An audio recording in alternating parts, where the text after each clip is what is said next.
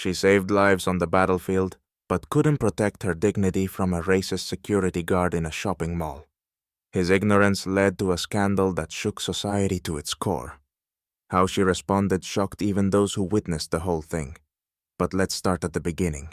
Sharon was slowly walking through the mall, pausing in front of shop windows, when she suddenly felt a gaze on her. A white security guard, around 30 years old, stood in front of her, his expression cautious. He stepped towards her, blocking her path. "Please come with me," he said, his tone dry and formal. "Why?" Sharon asked, raising an eyebrow in surprise. The guard didn't respond immediately, inspecting her closely. His gaze lingered on her clothes, an old coat, a bag she had used for years. He clearly saw a woman over 70, and something about her appearance didn't fit his standards. "I didn't recognize you," he finally said. "Please show me your ID." Sharon felt something tighten inside her. She had been in this mall many times before, and had never encountered such treatment. Calmly, she took out her ID, but the guard didn't look at it immediately. He kept staring at her, as though something was still bothering him. "Could you also show your employee pass?" he added, nervously touching his pocket. "I'm not an employee, I'm just a customer," Sharon replied, her voice steady, but anxiety was building inside her. The guard didn't back off. He continued questioning her, becoming more insistent, even though all her documents were in order. Sharon could feel her vulnerability becoming the object of his suspicion. It wasn't just a request for ID, it was clear prejudice. She stood there in that endless corridor, feeling her honor and dignity diminishing in the eyes of this man.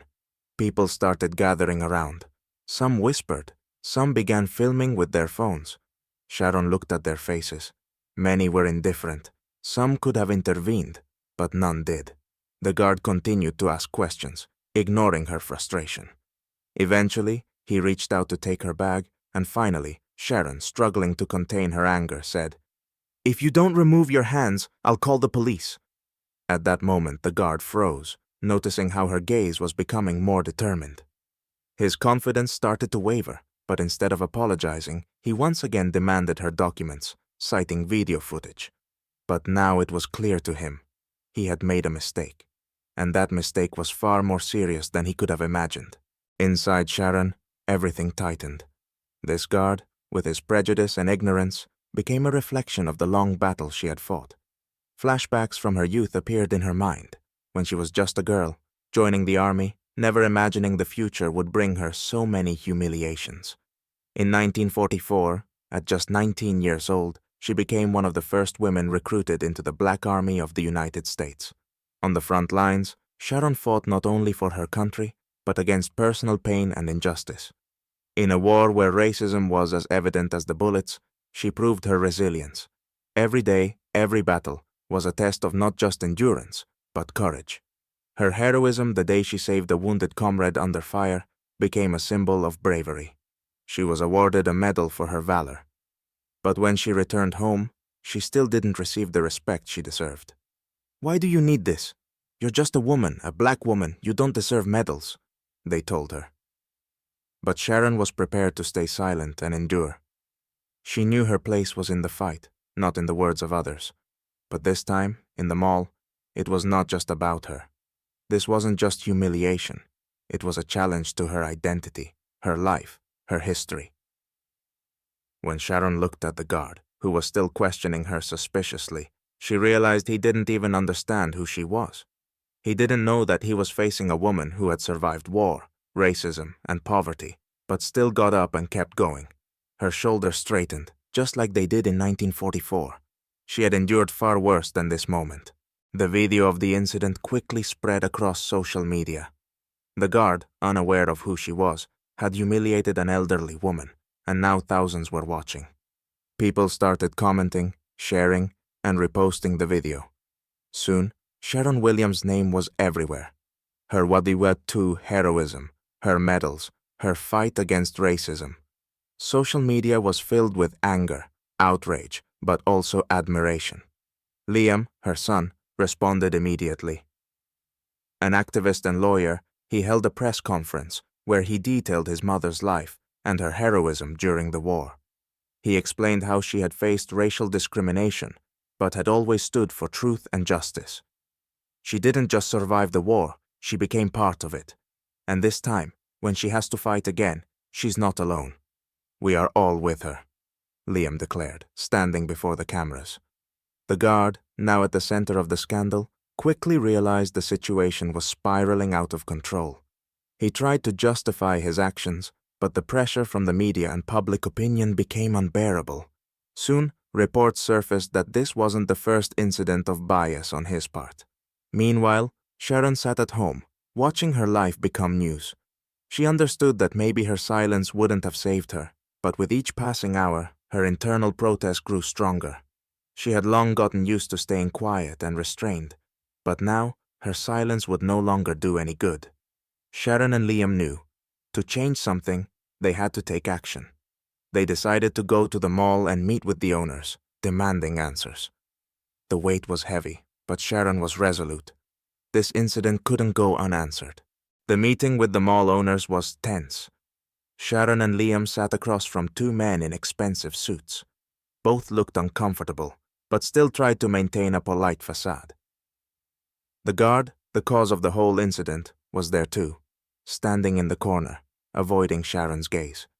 He knew his actions had escalated the situation, but couldn't understand how it had all blown up.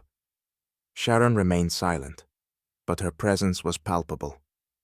Liam spoke, but his words seemed like mere formality. While this was important to him, what mattered more was what was happening inside his mother. She looked at these men, but her thoughts were far away, back to those difficult years when she, still a girl, fought against the same prejudices. And today, so many years later, she was feeling that same cold stare, that impossibility of being understood. "You don't understand how painful this moment was for us," Liam said, trying to get them to apologize. "My mom doesn't deserve to be humiliated like this, not knowing who she is." One of the owners, a young man in a suit, hesitated as he looked at the video and the pictures of Sharon in the army. "We deeply regret what happened," he began, but his words sounded like empty formalities. "This incident does not reflect our policy. We will conduct an internal investigation. But," he added with noticeable effort, "as for the security guard, we've already taken action." Sharon looked at him. She heard his words, but they didn't soothe her. She felt that what mattered now wasn't just hearing an apology. She had to make them understand why this situation was so meaningful. "You're not just apologizing to me," she said, her voice low and firm. "You're apologizing to everyone who feels that their life and dignity can be just as easily ignored as mine was today. If you want this not to happen again, you have to do more than fire one person. You need to change the entire system." Her words hung in the air. This moment was pivotal, not just for her, but for everyone watching the events unfold. The guard stood there, looking down, realizing that this case wasn't just a mistake. It was part of a much larger and more painful issue. When the meeting ended, Sharon didn't expect an immediate victory, but her words started to resonate. Soon, the mall owners, under pressure from the public and the media, announced the creation of an internal training program for employees aimed at fighting racism and discrimination. A few days later, the video of Sharon proudly holding her medal appeared in the news, and her story started circulating on social media again. This time, it wasn't just a case of racism, but a story of courage and strength of spirit. The guard, who had once failed to recognize her, was now forced to face the reality. His actions were not just a personal mistake, but part of a public pressure and change that could not be ignored. Sharon once again felt that her voice mattered, and though she no longer sought fame, her fight for truth and justice had gained powerful momentum. In that moment she knew, every step, every voice against prejudice wasn't just a victory, but an opportunity for future generations to not tolerate humiliation, but to fight against it.